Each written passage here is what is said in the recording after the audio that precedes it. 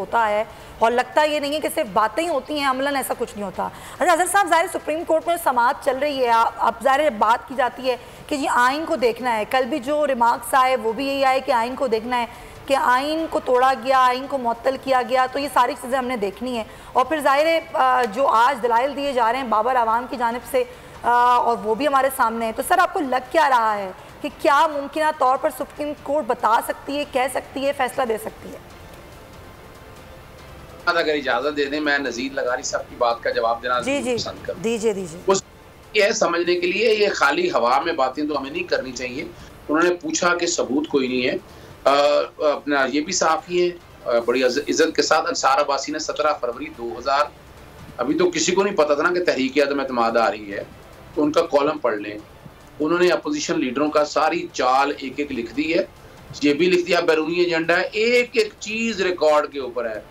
Joe Biden का भी recently आप लोगों ने रात पे वो अपना क्लिप चल रहा है वो सुन रहे हैं। किसने कहा है कि अब ये मैं अनोखी देख रहा हूँ कि वो बता रहे हैं कि इनके साथ मिलके, गालिबन मौजूदा हुकूमत के साथ मिलके ना, तो पता नहीं क्या करना चाह रहे हैं। अच्छा, मौजूदा गवर्नमेंट तो बड़ी ठीक ठाक चल रही थी, उसे क्या मिलेगा? अमेरिका के साथ मिलके हालात और वाक़यात ऐसे और वो फेस करते फिर रहे हैं। तारीखी तौर पर चीजें समझनी चाहिए कि हो क्या रहा है।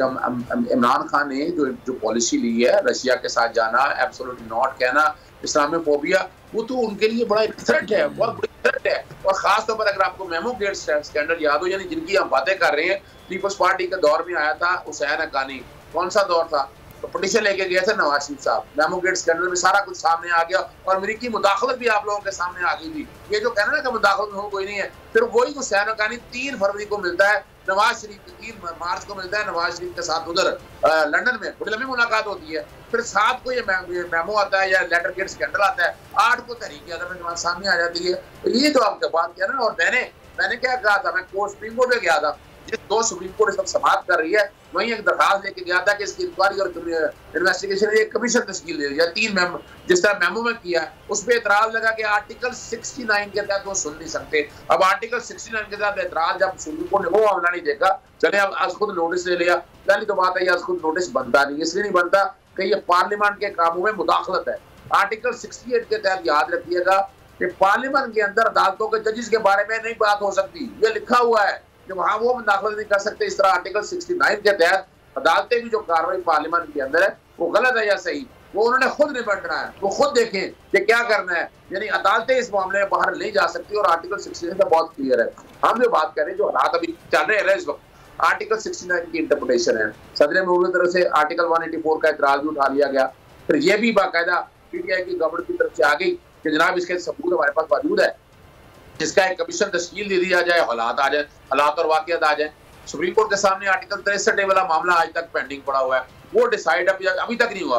और आपने 40 जो है ना, जो इखलाक की बातें कर रहे हैं, 40 पंजाब असेंबली के अंदर मान रहे हैं, कह रहे हैं 1 साल से 1.5 साल से तोड़े हैं, तो और डिफेक्शन क्या होती है? डिफेक्शन ये होगी जाके वोट डालें, भाई वो डिफेक्शन तो रोक नहीं है। 22 वहां पर अपना वफाक के अंदर, अब क्या बात, वफाक के अंदर वो बाकायदा आकर वोट डाल के, हालांकि वो गैर कानूनी इजलास था, वो तो डिफेक्शन होगी उनकी, अगर देखा जाए तो वो डिफेक्शन होगी। इस्तीफे ने उनसे निकाले बाहर, क्यों रखा हुआ है यहाँ पर? और पंजाब के अंदर जो कुछ भी हो रहा है, ये पाकिस्तानी जमहूरियत को नुकसान पहुंचाने के लिए आप लोग बाकायदा क्या लाना चाहते हैं यहाँ पर? गॉड फादर या सेल माफिया का ऐसे नहीं सुप्रीम कोर्ट ने कह दिया था। हमने जो बना रहे हैं, ये कौन सी जमहूरी रवायत है?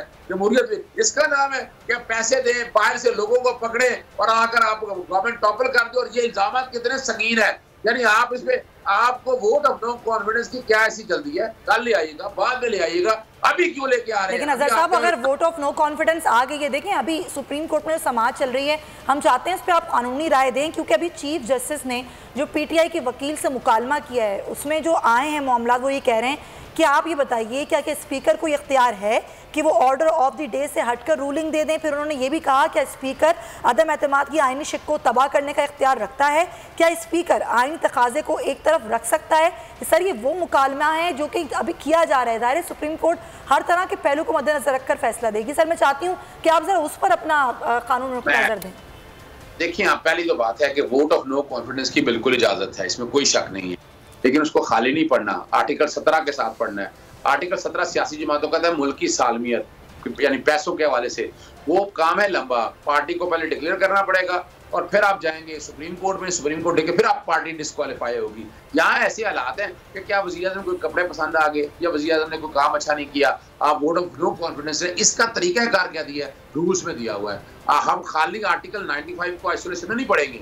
रूल 36, 37, 38 आता है कि जब मूव आती है, यानी मूवमेंट जब आएगी तो मूव जब आएगी उसमें पहले इजाजत देनी है, लीव देनी है, फिर लिखा डिस्कशन। अब डिस्कशन क्यों लिखा है, इसका मतलब वजूहात देनी होंगी कि क्यों ला रहे हैं आप। और वैसे भी अगर तहरीक अदम एतमाद अगर आप देखते हैं, अगर मुझसे पूछते हैं तो ये तहरीक अदम एतमाद वैसे ही गैर कानूनी है। किस तरह गैर कानूनी है, गैर आईनी है कि ये असेंबली के इजलास के साथ डाल दी गई थी। असेंबली का इजलास बुलाएं और तहरीक अदम एतमाद साथ आ गई थी। ये पेश कब होनी थी, जब असेंबली का इजलास हो। चलें फर्ज करें ऐसा हो गया, असेंबली का इजलास बुला लिया गया, ये 25 को पेश हुई, 25 से अगर 7 दिन के अंदर फैसला करना, वो तो 2 अप्रैल को गुजर गया। असेंबली का इजलास, आपका असेंबली का इजलास और वोटिंग 3 को ही है, ये तो वैसे ही अवेट होगी। अगर मुझसे पूछते ये वैसे ही अवेट होगी। और दूसरा, रूलिंग का इख्तियार उसके पास, अगर 36-37 को देखे, उसने वजूहात रखी, पॉइंट ऑफ ऑर्डर पे फवाद चौधरी ने डिटेलें देखी और मुल्क की सालमियत का खतरा आया, आर्टिकल 9(5) की बात आ गई। इसे डरने की क्या बात है?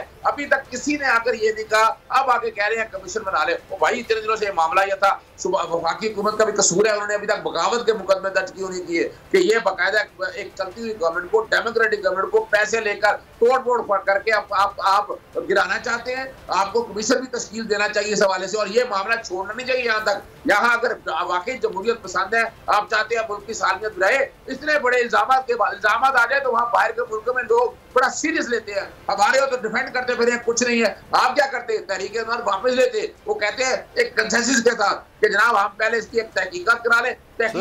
ये तो सर हुकूमत पर भी सवाल है कि हुकूमत ने अगर बगावत के मामलात और गद्दारी के मामलात के हवाले से तहरीक अदम एतमाद हटाई है, तो फिर वो ना मुकदमात जमा उनके खिलाफ किए गए हैं, और फिर उन्हीं बकौल हुकूमत के गद्दारों को ख़त भी लिखा गया अपोजिशन लीडर को कि जो एक गवर्नमेंट का प्रोसेस है निगरान का, उसके हवाले से भी वो सारी चीज़ें। तो एक तरफ हुकूमत का अमल कुछ और नज़र आ रहा है, दूसरी जानिब कुछ और तो वो नज़र आ रहा है। लगारी साहब, मैं एक और चीज़ यहाँ पर है कि ये बिकने वाला मामला, ख़रीदने वाला मामला, ज़मीर जागने वाला मामला, ये अचानक हुआ। इसमें पूरा ये गेम लग रहा है कि ऐसे शायद कि पूरी एक अंदर गेम चल रही है, बाहर की साजिश है या नहीं है, हमें नहीं मालूम है। ये तहकीकात होंगी तो फिर है, हम इल्ज़ाम नहीं लगा सकते हैं। तो ये जो पूरी एकदम ज़मीर जागने का अमल है, ये आज हुआ, इससे पहले पिछले इलेक्शन के दौरान अनाउंस होने के दौरान, अनाउंस होने से पहले और इलेक्शन होने के बाद हुआ, उससे पीछे ये ज़मीर सिर्फ़ और सिर्फ चंद सियासतदानों के क्यों जागते हैं इस मुल्क में? बाकी जो बड़े कोर, अभी कुछ लोग प्रेस कॉन्फ्रेंस कर रहे थे, बड़े कुछ और हर जमात में, उनके ज़मीर क्यों नहीं जागते हैं? ये मखसूस एक टोला है पाकिस्तान में, इनके ज़मीर क्यों जागते रहते हैं? आप पहली बात अगर मुझसे पूछते हैं इन तमाम मॉरलिटी की और एथिक्स की बुनियाद पर, तो मैं तो ये कहता हूँ कि जितने लोग कह रहे हैं कि हमारे ज़मीर जागे, इन सबको ताहयात नाअहल करार दे देना चाहिए। बेहतरीन है, एक लम्हे की भी ताख़ीर नहीं होनी चाहिए, लेकिन उसके लिए जो आपको ड्यू प्रोसेस है उसको पूरा करना होगा। इस ख़त के ऊपर जो कौमी सलामती कमेटी का हवाला दिया जा रहा है जी, वो कोर्ट ऑफ लॉ नहीं है, ना वो एग्जेक्टिव है, वो एग्जेक्टिव का एक पार्ट है, ना वो पार्लियामेंट है, ना वो अदलिया है, ना वो कोर्ट ऑफ लॉ है कि उसने प्रूव करके कह दिया है कि जी ठीक है, हमने देख लिया है, हम मजाज अथॉरिटी हैं और ये देख लिया है कि ये साजिश हुई है और आप ऐसी कार्रवाई कर दें। एक तो उसकी ये ऐसी कोई राइटिंग मौजूद नहीं है, और हो भी तब भी वो कोर्ट ऑफ लॉ नहीं है। मेरे ख्याल में जनाब अजहर सिद्दीक साहब से ज़्यादा कोई नहीं जानता होगा कि आर्टिकल 10 ने ये कहता है कि ड्यू प्रोसेस ऑफ लॉ के बगैर आप किसी को कंडेम नहीं कर सकते हैं। ड्यू प्रोसेस ऑफ लॉ ही नहीं हुआ और आपने एकदम 193 या 197 मेंबरान को आपने गद्दार करार देते हुए और आपने करारदाद भी मुस्तरद कर दी, इजलास बयान कर दिया और फिर अगले लम्हे में तोड़ भी दिया असेंबली को। फिर अगले लम्हे में नए आपने जो है वो एक अबूरी तौर पर कहा कि आप काम करते रहे वज़ीर को। ये सारे का सारा अमल जितना भी। सब्सक्राइब करें और बेल दबाएं ताकि कोई खबर रह न जाए।